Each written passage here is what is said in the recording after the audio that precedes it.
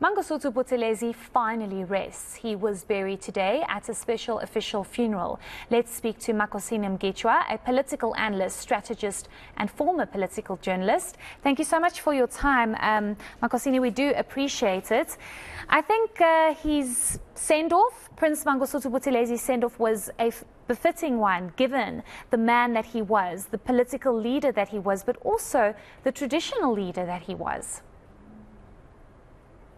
Certainly, I don't think that even those who his supporters, those who are close to him, members of his family, could have hoped for a better send-off. I think that the government went out of its way really to give him a send-off that is of the highest honor, that has got military honors as well. I think it just fell short of being a state funeral. Those which are the state funerals are reserved for presidents and former presidents.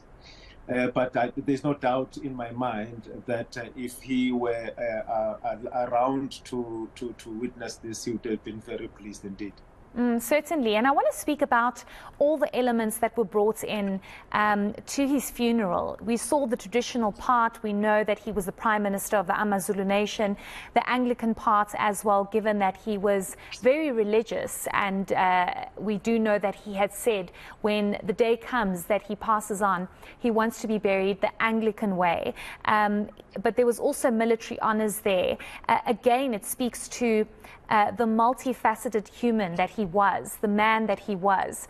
I want you to touch on all three of those parts, perhaps, that came out of this funeral. But also, I'm not sure, Makhosini, if you saw at the end of the funeral, where the family started moving into the gravesite, they had asked the media to switch off their cameras, but it started raining, and we all know that what this actually means in the African culture. I thought that was so telling, especially right at the end of the finality of Prince Mangosuthu Buthelezi's funeral.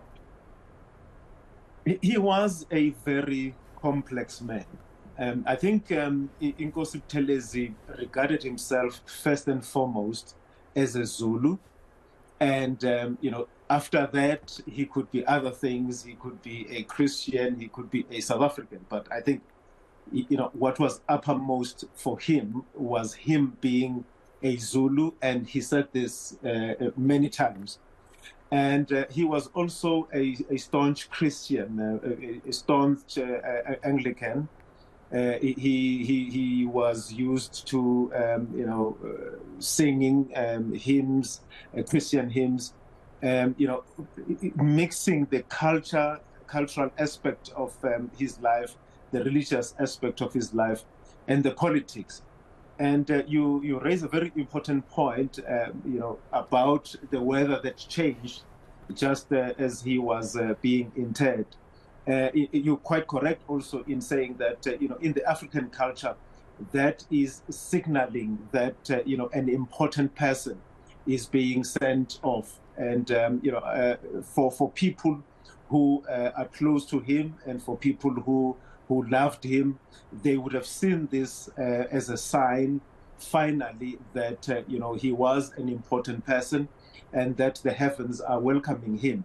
We saw this not only with the late king of AmaZulu, His Majesty King Zwelithini Kabhekuzulu, but we also saw it with former President Nelson Mandela when he was buried. That there was this, utingo lwenkosazana, this rainbow that appeared with the hearse as it was moving. So I think, for people who loved Nkosi Mangosuthu Buthelezi and followed him, they would be pleased with this as a sign that indeed he was an important person and that the heavens have welcomed him. Certainly, I think that's so significant and telling. I want to ask you, Makhosini, about what happens now. It might be a bit too soon to have this discussion, but it is reality that the founder of IFP is no more. Moving into the 2024 elections, how do you think the IFP is going to navigate its way without its founder, without its anchor? And do you think at all there might be a change or a shift in politics, especially in KwaZulu-Natal, for the IFP? Look, I think the trajectory, the way in which the IFP has been going in the past, several months, a year or two, it's been on a comeback train, as it were. When the ANC elected former President Jacob Zuma, that had an impact on the IFP because it had positioned itself as some kind of a cultural movement where people who are proud Zulus would find a home at.